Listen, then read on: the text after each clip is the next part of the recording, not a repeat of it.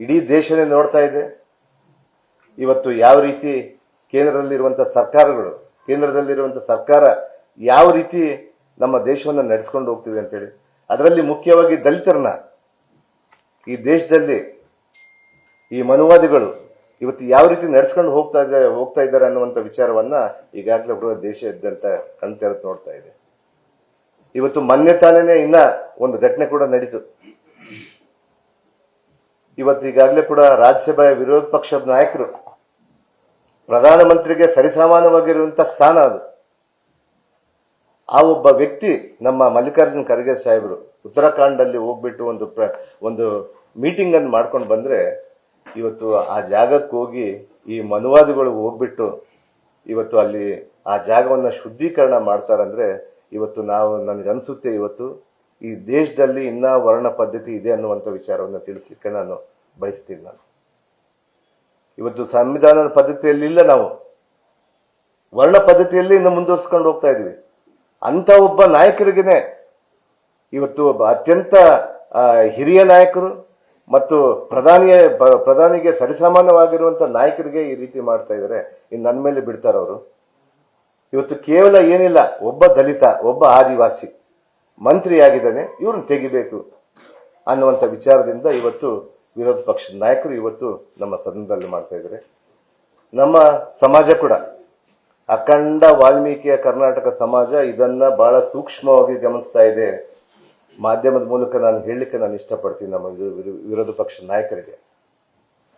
ಸುಮ್ಮನೆ ಬಿಡಲ್ಲ. ನಮ್ಮ ಸಮಾಜ ಕೂಡ ಬಹಳ ದೊಡ್ಡ ಮಟ್ಟದಲ್ಲಿ ಕರ್ನಾಟಕದಲ್ಲಿ ಬಹಳ ಶಕ್ತಿವಂತವಾಗಿದೆ. ಇವತ್ತು ಅವ್ರು ನೋಡ್ತಾ ಇದ್ದಾರೆ ಇದನ್ನ, ಯಾವ ರೀತಿ ಒಬ್ಬ ದಲಿತನ ಮೇಲೆ ಬಿಜೆಪಿ ಗದಾ ಪ್ರಹಾರ ಮಾಡ್ತಾ ಇದೆ, ಯಾವ ರೀತಿ ಒಬ್ಬ ದಲಿತನ ಮೇಲೆ ಇಲ್ಲ ಸಲ್ಲದ ಕಾರಣಗಳನ್ನು ಹೇಳಿ ಅವ್ರನ್ನ ಇಕ್ಕಟ್ಟಿಗೆ ಸಿಲುಸ್ತಾ ಇದ್ದಾರೆ ಅನ್ನುವಂಥ ವಿಚಾರವನ್ನ ಇವತ್ತು ನಮ್ಮ ಸಮಾಜ ಕೂಡ, ಅಖಂಡ ವಾಲ್ಮೀಕಿಯ ಕರ್ನಾಟಕ ಸಮಾಜ ಇವತ್ತು ನೋಡ್ತಾ ಇದೆ. ಬಹುಶಃ ಮುಂದಿನ ದಿನಗಳಲ್ಲಿ ಅವ್ರಿಗೆಲ್ಲ ಕೂಡ ಗೊತ್ತಾಗುತ್ತೆ. ಚುನಾವಣೆಗಳು ಬರ್ತಾವೆ. ಜನತಾ ನ್ಯಾಯಾಲಯಕ್ಕಿಂತ ಯಾವ ನ್ಯಾಯಾಲಯ ದೊಡ್ಡದಲ್ಲ. ಅದರಲ್ಲಿ ಗೊತ್ತಾಗುತ್ತೆ ಅವ್ರಿಗೆ ಏನಂತೇಳಿ, ನಮ್ಮ ಸಮಾಜ ಯಾವ ರೀತಿ ಕೆಲಸ ಮಾಡುತ್ತಂತೇಳಿ. ನಮ್ಮ ಮುಖ್ಯಮಂತ್ರಿಯವರು ಕೂಡ ಅನೇಕ ಬಾರಿ ಹೇಳಿದ್ದಾರೆ. ಮೊನ್ನೆನೂ ನಮ್ಮ ಪರಿಷತ್ತಲ್ಲಿ ಅವರು ಗಲಾಟೆ ಮಾಡ್ತಾ ಇದ್ರೆ, ಅವ್ರಿಗೆ ಗಲಾಟೆ ಮಾಡುವಂತ ಸಂದರ್ಭದಲ್ಲಿ ಅವ್ರ ಪರಿಷತ್ತಲ್ಲಿ ಬಂದು ಅವರು ಉತ್ತರ ಕೊಡ್ಬೇಕಾರೆ ಅವ್ರು ಹೇಳ್ತಾ ಇದ್ರು, ನಾನು ಈ ಸ್ಥಾನದಿಂದ ಯಾರಿಗೂ ಕೂಡ ಅನ್ಯಾಯ ಮಾಡಲ್ಲ, ನೀವು ಏನೇ ಚರ್ಚೆಗೆ ಬಂದ್ರು ನಾವು ಸಿದ್ಧವಾಗಿದ್ರಿ ಅಂತೇಳಿ ಬಹಳ ಅದ್ಭುತವಾದಂತಹ ಭಾಷಣ ಮೊನ್ನೆ ಅವರು ನಮ್ಮ ಪರಿಷತ್ತಲ್ಲಿ ಮಾಡಿದ್ರು. ನಮ್ಮ ಐವನ್ ಸಾಹೇಬರು ಇದ್ರು. ಪ್ರತಿಯೊಬ್ಬರು ನಾನು ನೋಡಿದಂತಹ ಸಂದರ್ಭದಲ್ಲಿ ಇವತ್ತು ರಾಜ್ಯದ ಅನೇಕ ಮುಖ್ಯಮಂತ್ರಿಗಳು ಅವರದೇ ಶೈಲಿಯಲ್ಲಿ ಬಹಳ ವಿಶಿಷ್ಟವಾಗಿ ಇವತ್ತು ಮಾಡ್ಕೊಂಡು ಬಂದಿದ್ದಾರೆ. ಅಂದ್ರೆ ಅವರ ಭಾಷಣಗಳನ್ನ ನಾನು ಕೆಲವ್ರದ್ದು ಮಾತ್ರ ನೋಡಿದ್ದೀನಿ. ಮೊನ್ನೆ ಸಿದ್ದರಾಮಯ್ಯ ಅವರು ಕೂಡ ಅವರ ಭಾಷಣ ಬಹಳ ಅದ್ಭುತವಾಗಿ ಮಾಡ್ತಾ ಇದ್ರು. ಇವತ್ತು ಮೊನ್ನೆ ನಮ್ಮ ಮುಖ್ಯಮಂತ್ರಿಯವರು ಮಾಡಿದಂತ ಭಾಷಣ ನೋಡಿದ್ರೆ ರಾಜಕೀಯದ ಮೇಲೆ ಆಸೆ ಹುಟ್ಟುತ್ತೆ, ನಾವು ಆ ರೀತಿ ಇರಬೇಕಪ್ಪ ಅನ್ನುವಂಥದ್ದನ್ನ. ಮುಖ್ಯಮಂತ್ರಿ ಸ್ಥಾನಕ್ಕೆ ಬಂದ್ಮೇಲೆ ಅವರು ಆ ಮುಖ್ಯಮಂತ್ರಿ ಸ್ಥಾನದಿಂದ ಕುರ್ಚಿಯಿಂದ ಹೇಳ್ತಾ ಇದ್ರು, ನಾವು ಯಾರಿಗೂ ಕೂಡ ನಮ್ಮ ವೆಂಜನ್ಸ್ ಇಲ್ಲ, ನಾವು ಯಾರಿಗೂ ತೊಂದರೆ ಮಾಡೋದಿಲ್ಲ, ನೀವು ಯಾವತ್ತೂ ಸದಾ ನಮ್ಮ ಮೇಲೆ ಬೆಳಕು ಚೆಲ್ತಾ ಇರಬೇಕು, ನಮ್ಮನ್ನು ಕೇಳಿ ಪ್ರತಿಯೊಂದು ವಿಚಾರಕ್ಕೂ ಚರ್ಚೆಗೆ ಬನ್ನಿ ಅನ್ನುವಂಥ ವಿಚಾರವನ್ನ ನಮ್ಮ ಮುಖ್ಯಮಂತ್ರಿಯವರು ಹೇಳಿದ್ದಾರೆ. ಆ ನಿಲುವಿನಲ್ಲೇ ಕೂಡ ನಾವು ಕೂಡ ವಿಧಾನಸಭೆಯಲ್ಲೂ ಕೂಡ ಚರ್ಚೆಗೆ ಆಹ್ವಾನ ಮಾಡಿದ್ರು ಇದೇ ರೀತಿಯಾದಂತ ಗೊಂದಲವನ್ನು ಸೃಷ್ಟಿ ಮಾಡ್ತಾ ಇದ್ದಾರೆ. ಅವರೇನು ಒಂದು ಸುಳ್ಳನ್ನು ಹೇಳಿ ಸತ್ಯ ಮಾಡ್ಲಿಕ್ಕೆ ಹೊರಟಿದ್ದಾರೆ. ಆದ್ರೆ ಇವತ್ತು ನ್ಯಾಯ ದೇವತೆ ನಮಗೆ ಆ ರೀತಿ ಮಾಡಲ್ಲ. ನಮ್ಮ ಪಕ್ಷ ಈಗಾಗಲೇ ಕೂಡ ಸದಾ ಸಿದ್ಧವಾಗಿ ಅವ್ರಿಗೆ ಎದುರಿಸಲಿಕ್ಕಿದೆ, ಅವ್ರಿಗೆ ಈ ವಿಚಾರವನ್ನ ಬೆಳಕು ಚೆಲ್ಲಲಿಕ್ಕಿದೆ. ಈ ಕೇಸಲ್ಲಿ ಏನಿದೆ ಸ್ವಾಮಿ, ನಾನು ಹೇಳ್ತೀನಿ, ಇವತ್ತು ನನ್ನನ್ನ ಕೇಸ್ ಇದೆ, ತಾವು ರಾಜೀನಾಮೆ ಕೊಡಿ, ನನ್ನ ವಜಾ ಮಾಡಿ ಅಂತೇಳಿ ಕೇಳ್ತಾ ಇದ್ರು. ವಜಾ ಮಾಡಿ ಅಂತೇಳಿ ಅವ್ರು ಯಾಕೆ ಮಾಡ್ಬೇಕು ಸ್ವಾಮಿ? ನಾನು ಈ ದೇಶ, ಈ ಸಂವಿಧಾನ, ನಮಗೆ ಇದೇ ಸಂವಿಧಾನ,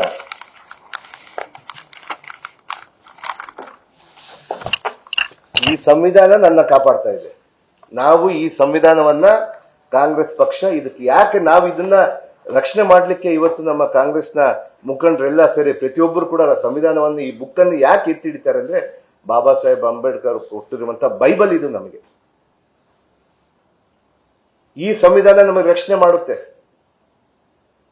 ಇವತ್ತು ನೀವಲ್ಲ ಸ್ವಾಮಿ, ವಿಧಾನಸಭೆಯಲ್ಲಿ ಬಂದು ನಮ್ಮ ಮುಗ್ಧ ಜನರಿಗೆ ಏನೇನೋ ಹೇಳ್ಬಿಟ್ಟು ಸುಳ್ಳು ಹೇಳಿ ಒಬ್ಬ ದಲಿತನ್ನ ಯಾವ ರೀತಿ ಆದ್ರೂ ತಾವು ಬಳಸ್ಕೋಬಹುದು ಅಂತೇಳಿ ಮನುವಾದಿಗಳು ಏನ್ ಮಾಡ್ತಾ ಇದಾರಲ್ಲ, ಇದು ನಡೆಯಲ್ಲ. ಈ ಸಂವಿಧಾನ ನನ್ನನ್ನು ರಕ್ಷಣೆ ಮಾಡುತ್ತೆ. ಬಾಬಾ ಸಾಹೇಬ್ ಅಂಬೇಡ್ಕರ್ ಕೊಟ್ಟಂತ ಸಂವಿಧಾನ ನನ್ನ ರಕ್ಷಣೆ ಮಾಡುತ್ತೆ. ಹೌದು, ಕೆಲವರೆಲ್ಲ ಹೇಳ್ತಾ ಇರ್ತಾರೆ ಕೇಸ್ ಅಂದ ಕೂಡಲೇ ದಲಿತ ಅಂತ ಹೇಳಿ. ಹೌದು ಸ್ವಾಮಿ, ನಾನು ದಲಿತನೇ, ಹುಟ್ಟು ದಲಿತ, ನಾನು ಸಾಯೋದು ಕೂಡ ದಲಿತನಾಗೆ ಸಾಯ್ತೀನಿ. ಅದು ನಮ್ಮ ಅಂಬೇಡ್ಕರ್ ಅವರು ಈ ಸಂವಿಧಾನ ಕೊಟ್ಟಂತ ನನಗೆ ರಕ್ಷಣೆ. ಇವತ್ತು ಬಹುಶಃ ಈ ಸಂವಿಧಾನ ಇಲ್ಲ ಅಂದ್ರೆ ನಾವು ಎಲ್ಲಿ ಹೋಗ್ತಿದ್ವೋ ನನಗೆ ಗೊತ್ತಾಗ್ತಿದ್ದಿಲ್ಲ. ಅಂತ ರೀತಿಯಾಗಿ ಇವತ್ತು ನಮ್ಮ ವಿರೋಧ ಪಕ್ಷದವರು ಹಲವಾರು ಜ್ವಲಂತ ಸಮಸ್ಯೆಗಳನ್ನು ಬಿಟ್ಟು ಇವತ್ತು ಈ ಕೇಸನ್ನ ಇಟ್ಕೊಂಡು ಇವತ್ತು ನನ್ನ ರಾಜೀನಾಮೆಯನ್ನು ಕೇಳ್ತಾ ಇದ್ದಾರೆ.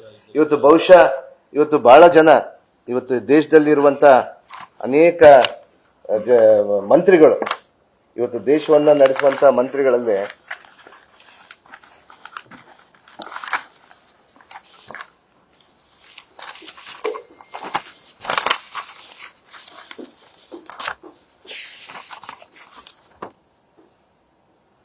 ಈಗಾಗಲೇ ಕೂಡ ದೇಶದಲ್ಲಿ ಕೇಂದ್ರ ಮಂತ್ರಿಗಳನ್ನ ಒಳಗೊಂಡು ಸುಮಾರು ದೇಶದ ಬಿಜೆಪಿ ಅಧಿಕಾರದಲ್ಲಿರುವಂತ ಮಂತ್ರಿ ಮಂಡಳ ಸುಮಾರು 336 ಜನ ಇದ್ದಾರೆ. ಅದರಲ್ಲಿ 78 ಜನ ಕೇಂದ್ರ ಮಂತ್ರಿಗಳು ಕೂಡ ಇದ್ದಾರೆ. ಈ 326 ಜನದಲ್ಲಿ 126 ಜನದ ಮೇಲೆ ಗಂಭೀರವಾದಂತ ಪ್ರಕರಣಗಳಿದ್ದಾವೆ.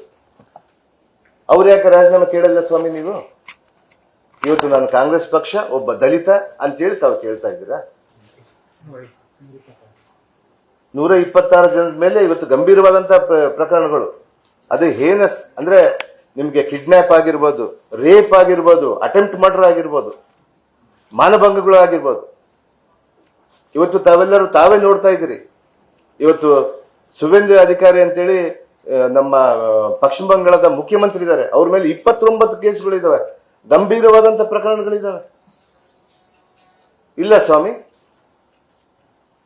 ಕೆಲವರಿಗೆಲ್ಲ ನ್ಯಾಯಾಲಯಗಳು ಹೋದ್ಮೇಲೆ ಅಲ್ಲಿಂದ ವಾಪಸ್ ಅಂದ್ರೆ ಅವ್ರ ಮೇಲೆ ಏನಿಲ್ಲ ಅಂತ ಹೇಳಿ ಬರುತ್ತೆ. ನನಗೂ ಅದೇ ನಂಬಿಕೆ ಇದೆ. ನನಗೆ ಇವತ್ತು ಬೇಲ್ ಕೊಟ್ಟು ಕಳಿಸಿದ್ದಾರೆ.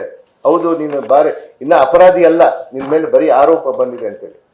ನಾನು ಈ ಸಂವಿಧಾನದಲ್ಲಿ ಏನೇನು ಬೇಕೋ ಅದನ್ನೆಲ್ಲ ಕೂಡ ನಾನು ರಕ್ಷಣೆ ಕೊಡ್ಲಿಕ್ಕೆ ನ್ಯಾಯ ವ್ಯವಸ್ಥೆ ಕೂಡ ನಾನು ಹೋಗಿದ್ದೀನಿ.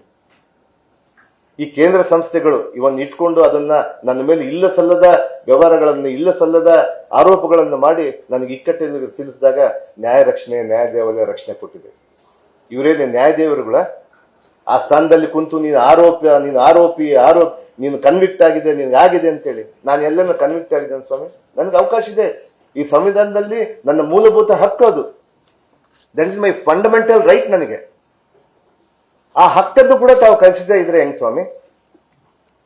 ನನ್ನ ರಾಜೀನಾಮೆ ಕೇಳಕ್ಕಿಂತ ಮೊದಲು ನೀವು 126 ಜನದ ರಾಜೀನಾಮೆ ಮಾಡಿಸಿ, ಮುಖ್ಯಮಂತ್ರಿ ಸುವೇಂದು ಅಧಿಕಾರಿ ಅವ್ರನ್ನ ರಾಜೀನಾಮೆ ಮಾಡಿಸಿ, ಅಸ್ಸಾಂ ಮುಖ್ಯಮಂತ್ರಿ ಆದಂತ ಹೇಮಂತ ಬಿಶ್ವಾಸ್ ಅವ್ರನ್ನ ರಾಜೀನಾಮೆ ಮಾಡಿಸಿ, ಅವ್ರನ್ನ ರಾಜೀನಾಮೆ ಬಿಟ್ಟು ಒಬ್ಬ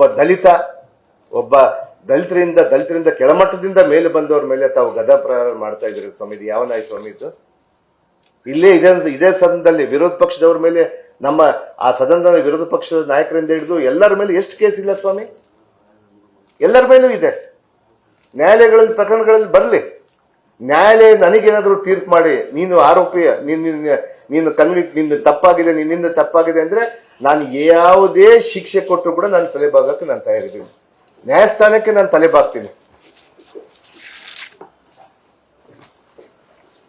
ನ್ಯಾಯಸ್ಥಾನಕ್ಕೆ ತಲೆಬಾಗ್ತೀವಿ ನಾವು. ಅಂತದನ್ನು ಬಿಟ್ಟು ಇವತ್ತು ನೀವೇ ವಿಚಾರಗಳನ್ನು ಮಾಡಿಕೊಂಡು, ನೀವೇ ಯಾವ ಒಂದು ತನಿಖಾ ಸಂಸ್ಥೆಗಳನ್ನು ತೆಗೆದುಕೊಂಡು ಅದನ್ನು ತೋರಿಸಿ ರಾಜ್ಯದ ಜನರಿಗೆ ದಿಕ್ಕು ತಪ್ಪಿಸ್ತೀರಂದ್ರೆ ಇವತ್ತು ಸದನ ನಮಗೆ ದೊಡ್ಡ ಒಂದು ಅವಕಾಶ, ಶಕ್ತಿ. ಆ ದಿಕ್ಕನ್ನು ತಪ್ಪಿಸಬಾರದು, ನಮ್ಮ ಮುಗ್ಧ ಜನರನ್ನ ಕೆಟ್ಟ ದಾರಿಗೆ ತೆಗೆದುಕೊಂಡು ಹೋಗಬಾರದು ಅಂತೇಳಿ ನಮ್ಮ ಸದನ ಶಕ್ತಿ ಇತ್ತು. ಆದ್ರೆ ಇವತ್ತು ಆ ಶಕ್ತಿಯಲ್ಲಿ ನಮಗೆ ಕೆಲಸ ಮಾಡ್ಲಿಕ್ಕಾಗ್ಲಿಲ್ಲ.